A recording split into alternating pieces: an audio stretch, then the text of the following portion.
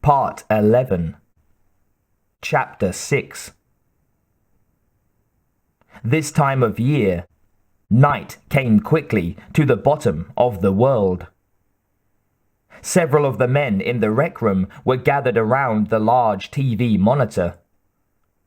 It was playing back the sequence showing the Norwegians finding the mysterious buried object that Norris and Macready, at least, were ready to believe was a vessel of unknown type and origin.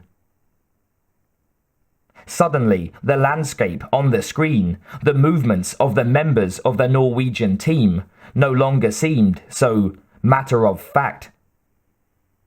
The tape was no longer a dull record of ordinary, everyday events. It had acquired something more than mere historical interest. Something intangible and yet very real to the men in the room who stared at the flickering, badly focused pictures. It contained a presence. Macready was sitting quietly across from a new chess set, though his attention was split elsewhere, between private thoughts and the glass of scotch resting on the edge of the table. Clark had recovered from the previous day's shock. He was sitting by himself in a corner chair, flipping through a magazine salvaged from the Norwegian camp.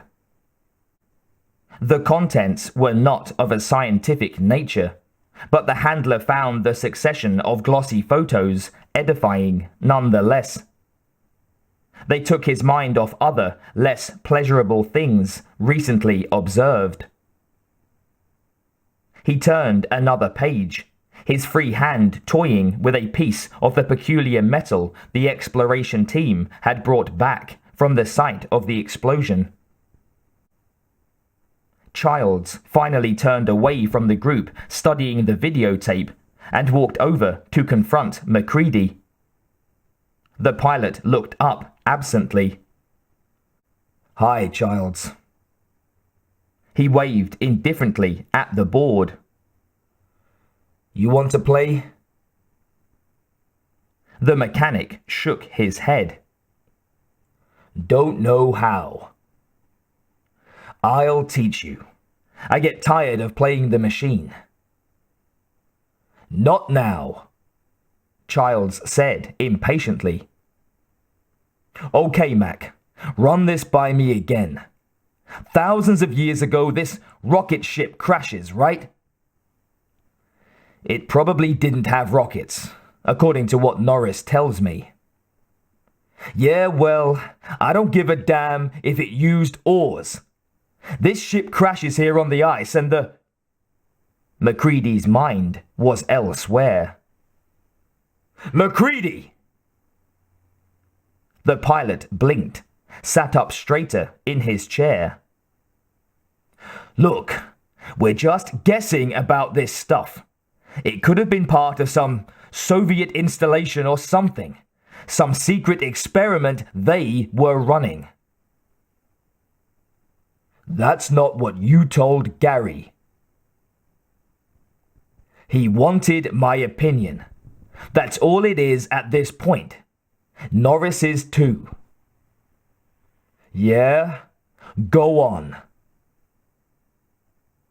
Macready sighed as he started to reiterate the theory he and the geophysicist had concocted on the flight back from the site of the crater.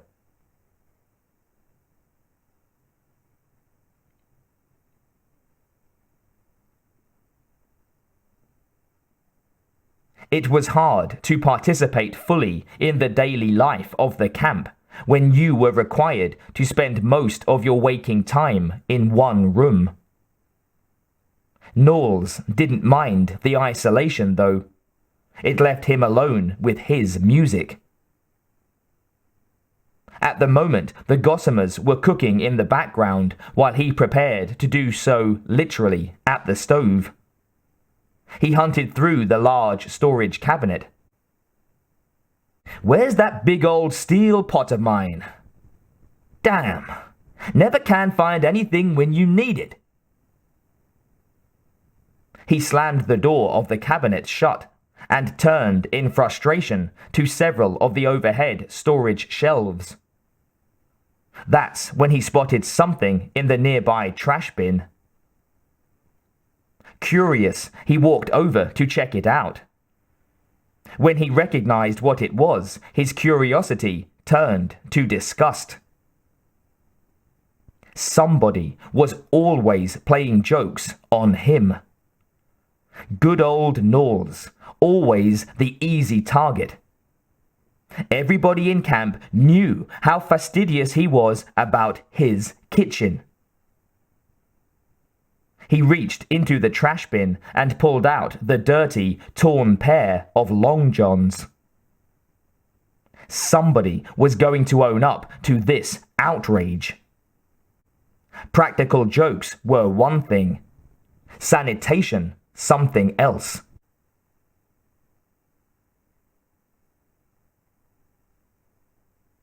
And so it crashes. Macready was telling Childs. And this guy, the pilot or whatever he was, gets thrown out or walks out and he ends up freezing. Then 100,000 years down the line, the Norwegians come moseying along, find him and dig him up, and then accidentally blow up his ship while they're trying to excavate it. Childs made a face. I just can't believe this bullshit. He looked across the room. You believe this bullshit, Blair? Lost in thought, the biologist failed to reply. Cell structure and alloy structure were all jumbled together in his mind, confusing him worse than ever. I'll stick with your Soviet camp theory, Childs told Macready confidently. As for that big block of ice they cut out, it might have held corroborating evidence. Something with Cyrillic markings or stuff. That's why they were trying so hard to get at the bigger stuff. Maybe it blew because it was booby-trapped. Macready eyed the mechanic challengingly. Sure, and then they buried it under 20 feet of glacial ice. Anyway, we'll know soon enough. Gary's checking the station records to see if the Ruskies have been operating in that region in the past. We'll double check with McMurdo as soon as Sanders can get through to them. But don't hold your breath. Norris says it's impossible to bury anything in ice that old and that solid without leaving some indication that you've been digging. And we didn't find so much as a shovel scratch, except for what the Norwegians left behind. The joint dangled loosely from Palmer's mouth. It was unlit, but its presence comforted him. He was already pleasantly high anyway. A nice condition to be in when you had to deal with the possibility that an ancient alien spaceship might have just blown itself to powder barely a few miles from your bedside. The relaxed state of mind also facilitated Palmer's personal research. Norris and Blair weren't the only ones at the station who could perform serious research. No, sir. Palmer still had several months of back issues of the National Enquirer and the Star to catch up on. He looked up at the scoffing mechanic. Happens all the time, man. They're falling out of the skies like flies. Government knows all about it. Chariots of the gods, man. They practically own South America. I mean, they taught the Incas everything they knew. How do you think those skinny little Indians built Sacsayhuaman, man? You think they hauled those 10-ton boulders around on their backs? Childs gave him a disdainful look. Somebody ought to hit you with a 10-ton boulder, man. Shake out the cobwebs. He indicated the stack of scandal sheets. That shit you're reading ain't exactly Scientific American, you know? Palmer waved a handful of garish headlines at the mechanic. It's all suppressed in the slick magazines. The government doesn't want anyone to know.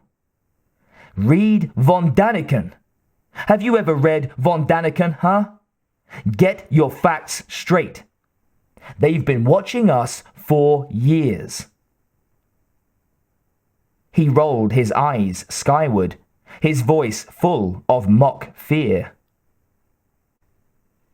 They're probably up there watching us right now. If they're looking for specimens, I sure as hell hope they take you. Childs shot back. They'll never bother us again. A few guffaws sounded from some of the other men. Clark slid lower in his chair and turned the magazine he was looking at sideways. A bottom page flipped down.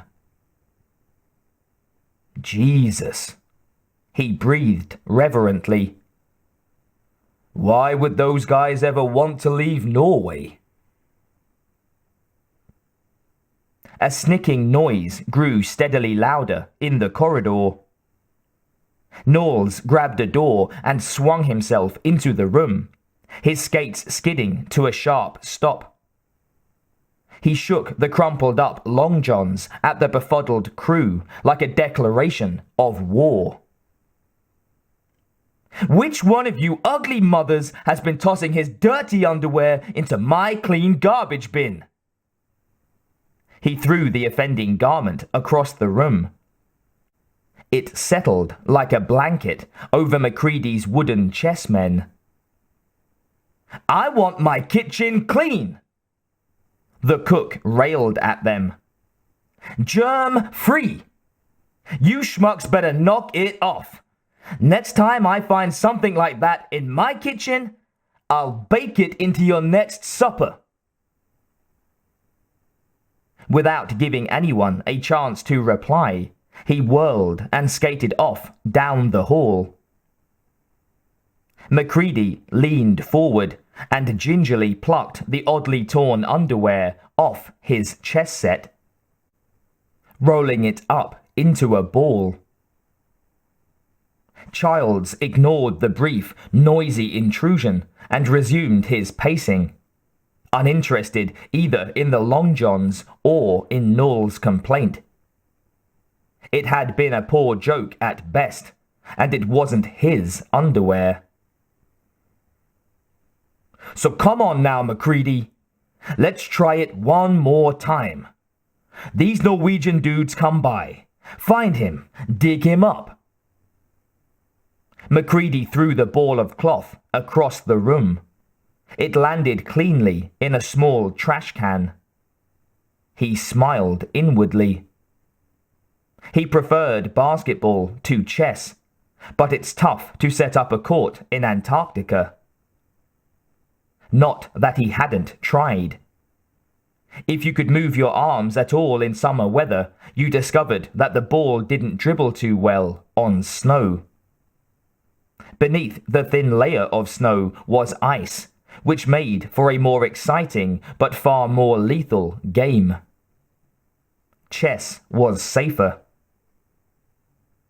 He rubbed his leg where he'd broken it last year while trying to make a simple layup. Yeah, he absently told the attentive Childs. They dig him up and cart him back to their base. He gets thawed out, wakes up, and scares the shit out of them. And they get into one hell of a brawl. Okay, right. Childs jumped enthusiastically on the last part of the pilot's explanation. He wore an expression of triumph Now you tell me one thing, Mac. One thing. How's this motherfucker wake up after thousands of years of making like a side of frozen beef, huh? You tell me that. The mechanic's intensity annoyed Macready almost as much as the persistent inconsistencies in his theory. I don't know how. What am I, Einstein? He does it because he's different than we are. Because he's a space guy. Because he likes being frozen for 100,000 years. Maybe he'd just finished piloting for a couple of 100,000 and he stopped to take a little nap. What do you want from me anyway? Go ask Blair. He's got the brains. Me, I'm just a flyboy. Childs turned and spoke brusquely to the senior biologist. Okay, Blair, what about it? You buy any of this? Blair was staring straight ahead, but he was seeing something other than the far wall. Something insubstantial. He was talking to himself, but just loud enough so that everyone else could understand his words. It was here. Got to that dog. It was here in this camp. That's why they were chasing it. That's why they were acting nuts. Not shooting at Macready and Norris, just trying to hit the dog. Didn't care whether they hit anyone else or not. Just the dog. Just get the dog. It was suddenly very quiet in the rec room. Blair's monologue had quietly overwhelmed all other conversation. Even Clark had looked up from his magazine. So, Gary finally said from his seat near the pub. So what? It's over with. Done. Blair turned to him, said nothing. He didn't have to. His expression was eloquent enough. Well, Bennings said edgily. Isn't it? Blair rose from his seat.